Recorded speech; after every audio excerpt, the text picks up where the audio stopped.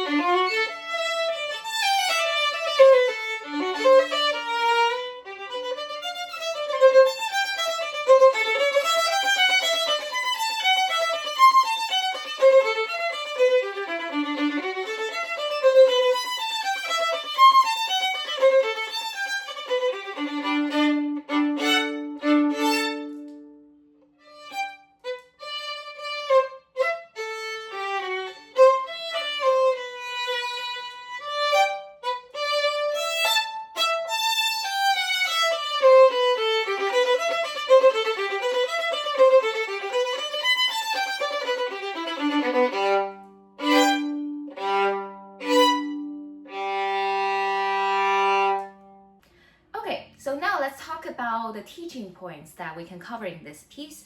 I want to start with an expressive warm-up exercise that I draw from the second section of the piece, which sounds like this.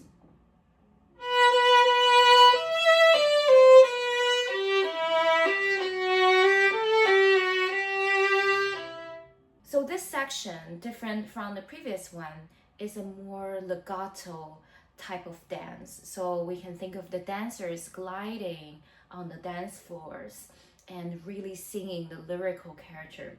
And to do an exercise, why don't we try to play a scale in the 6/8 rhythm, but really having this character in mind.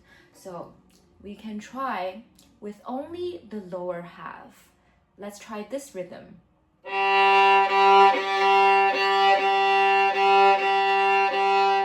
So long, short, long, short, long, short, long, short, but only staying at the lower half of the bow.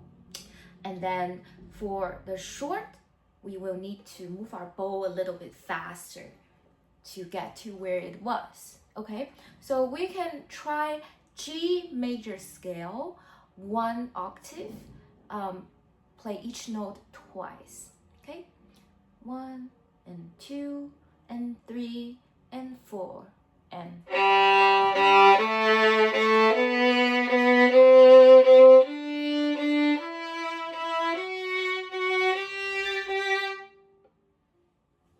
you can continue on to this high G if you would like. And when you ask students to play again, you can remind them to keep vibrating across the note changes and across the bow changes. So let's try it one more time. G major scale, 2 octaves, with a long, short rhythm and very juicy, nice vibrato.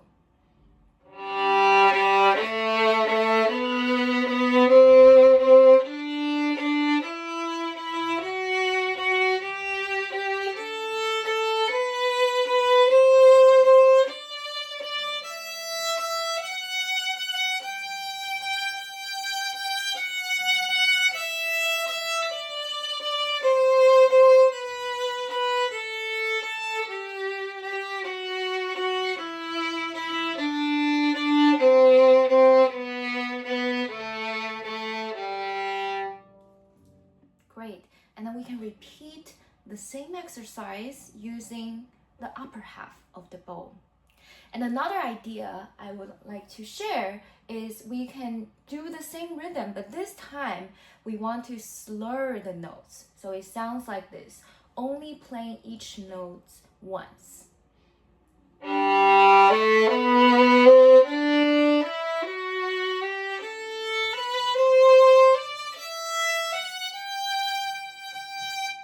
Coming down. So for this exercise, the same principles apply.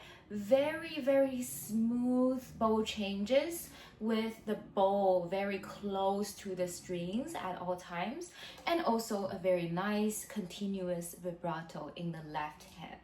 Another exercise I want to share comes from measure 84, this section.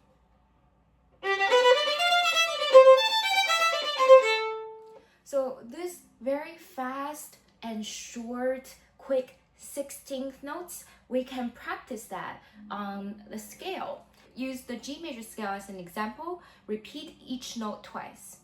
So 1, 2, 3, 1, 2, 3.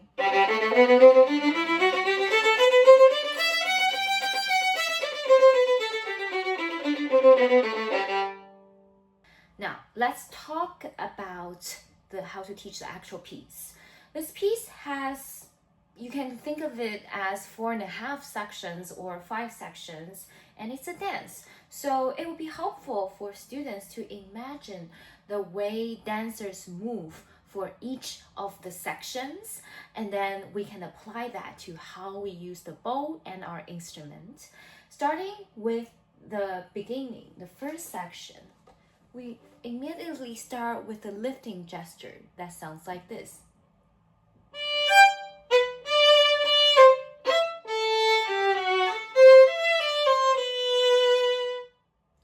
So to really learn this lift, we can think about that as a dancer kind of lifting the legs and giving a little hop in the air, right?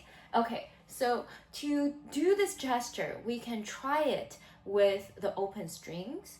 So let's start on just one string, A string, and then start slow and then go fast. So slow and fast. And then lift your bow like that. So slow to fast. Just like that. Great. And then now let's add the E string. So one more time. Why is it slow to fast? Because when we're jumping, we need to bend down and then jump, right? So just make sure you can mimic this in the way we play.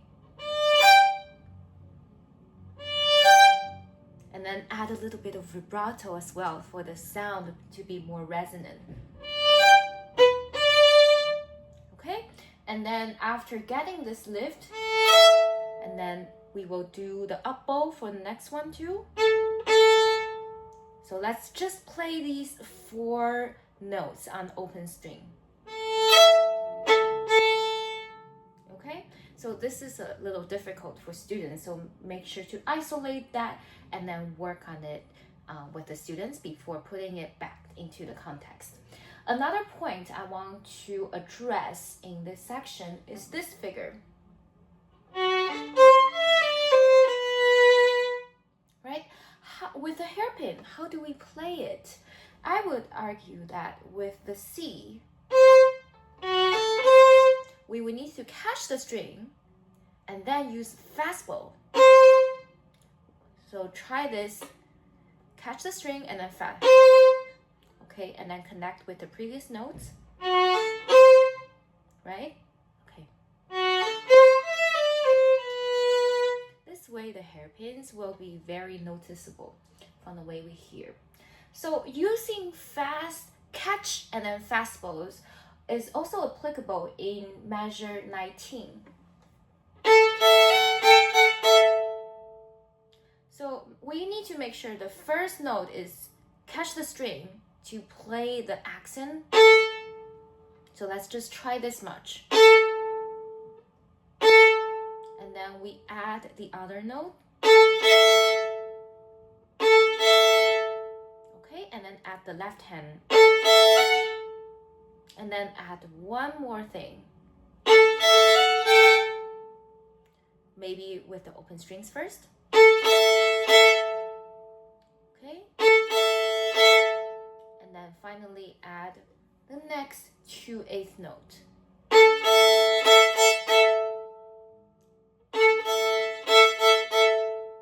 Okay, and then add the left hand. And then we have a chord. So 3-note chords, we just need to tell the students that we need to use circle bow. So circle it around after you finish. And then focus on pulling the middle strings and play all three strings at the same time. I'll have them try a couple times before putting it together. Wonderful. Let's now move on to the second section of this piece, which begins at measure 48.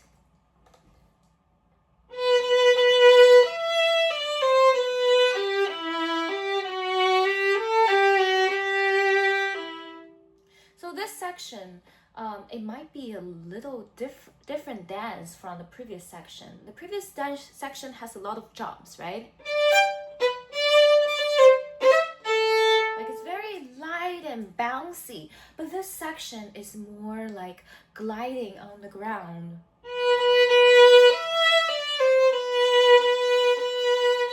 Right? Very lyrical and very expressive, like just kind of gliding around.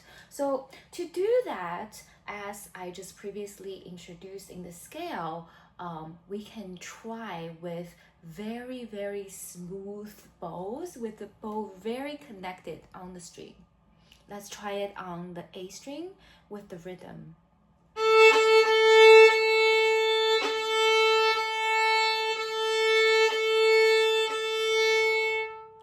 One more time to bring out the dynamic changes even just in the beginning.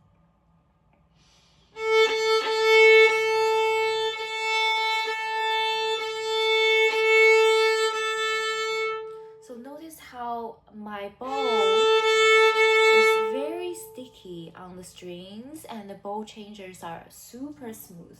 Now let's add the left hand and keep vibrating across all the bow changes and note changes. So add a bit of the vibration in the left hand.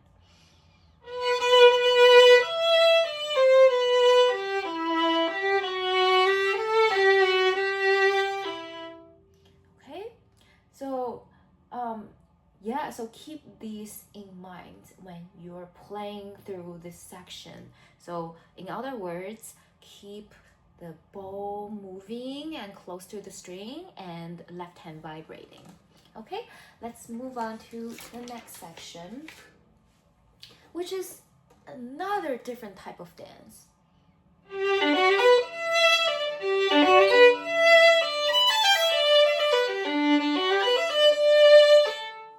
Right, this one is maybe more playful than the previous one, but students can give their own adjectives for these sections.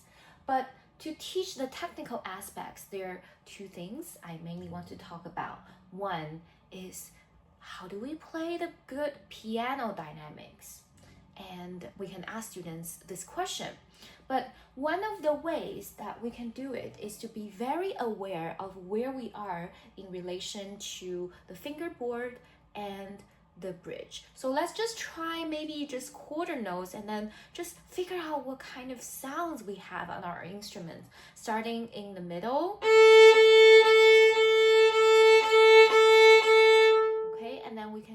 move a little bit to the, start in the middle and then move to the fingerboard. And then move back. And then move towards the bridge.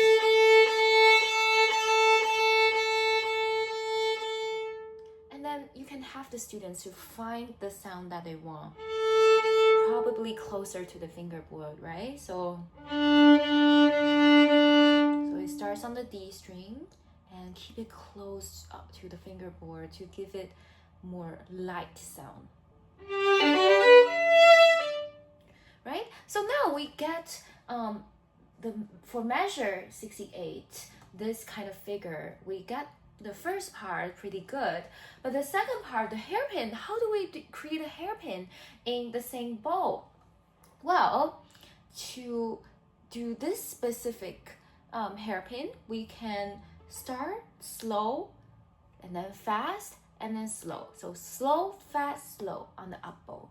Let's try that on the A string. Slow, fast, and then slow.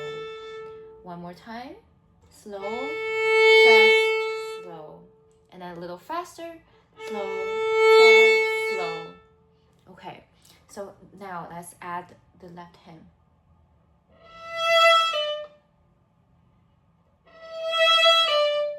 Right, so this way the hairpin is super clear to us. And then let's connect with the previous part of this measure.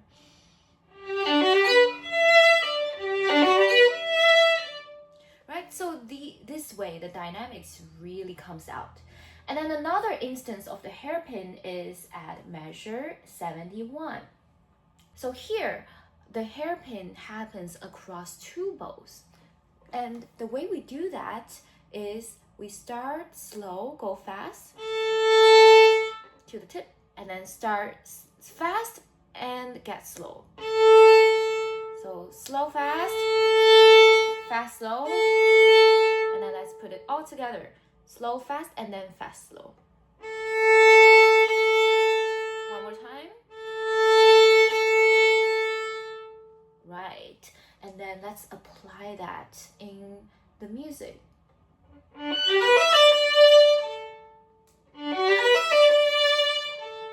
So make sure that your left hands are very active and then adding a bit of the vibrato as well.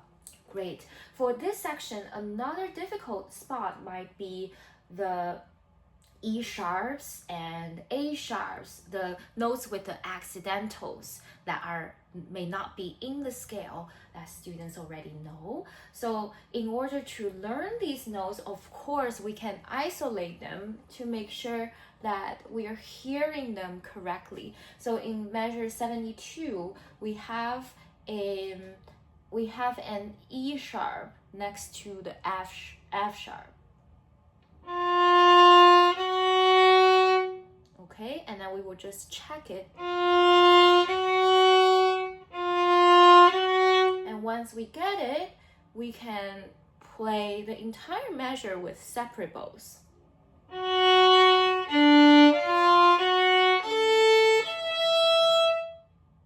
Okay, so separate bows the first step, and then we can do stop bows.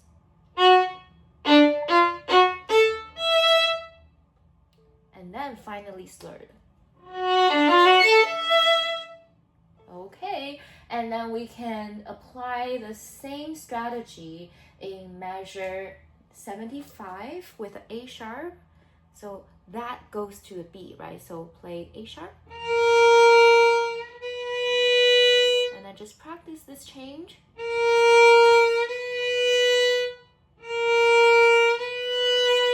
And then we can play the whole measure separated.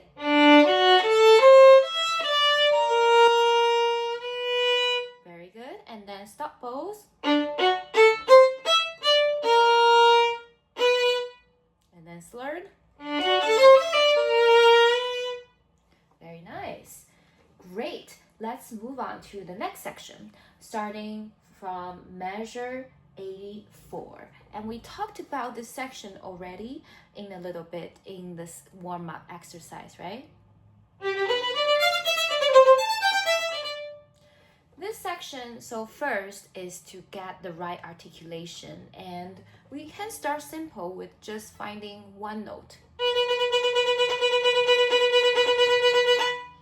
Depending on the level of the student, some students you might need to ask them to stay on the string and then use short but fast bows. And then for some more advanced students, you can ask them to feel the bow bouncing a little bit.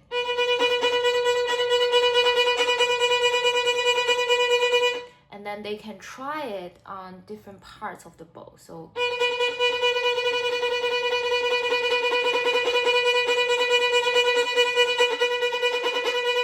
until they find a point that works for them at their tempo. Great. So finding the stroke is step one. Step two is we need to be aware of the dynamic structure of this piece. So you can see we start from piano and then to mezzo forte at measure 88 and finally to forte in measure 92. So it's very important for students to know how exactly they need to do physically to produce these different dynamics. So let's start by playing just a mezzo forte on one note.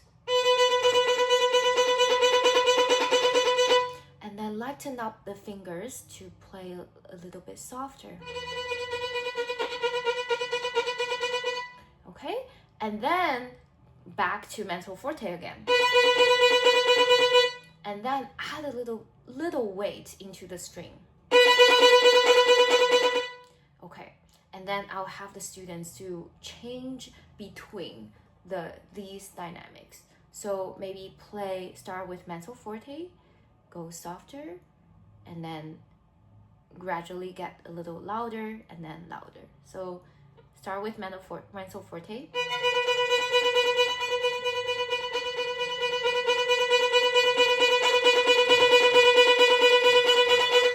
So this way, they know how exactly they are producing different dynamics with the right hand. Next, let's add the left hand. So one sequence that you can do is start with separate bows. So play at the left hand back into the music.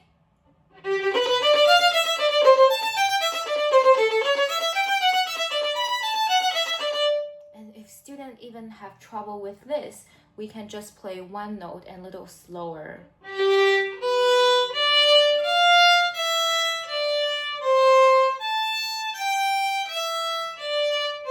And so forth. So just get the left hand super secure.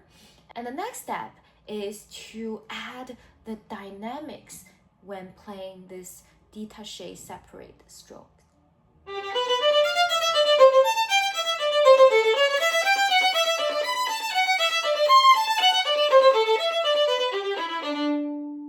Okay, that's very good. Next thing you can ask students to do is to add accents at the downbeat of each measure.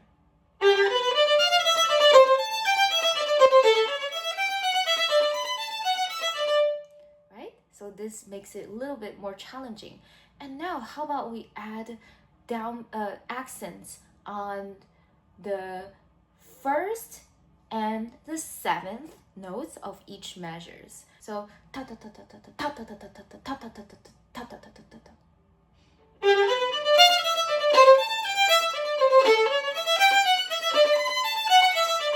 So this helps with their coordination a bit. So now how about we add accents on the third note of every 16-note group.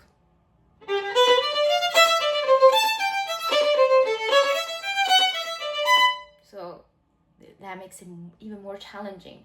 And then you can also try adding accents on every 5th note of each group.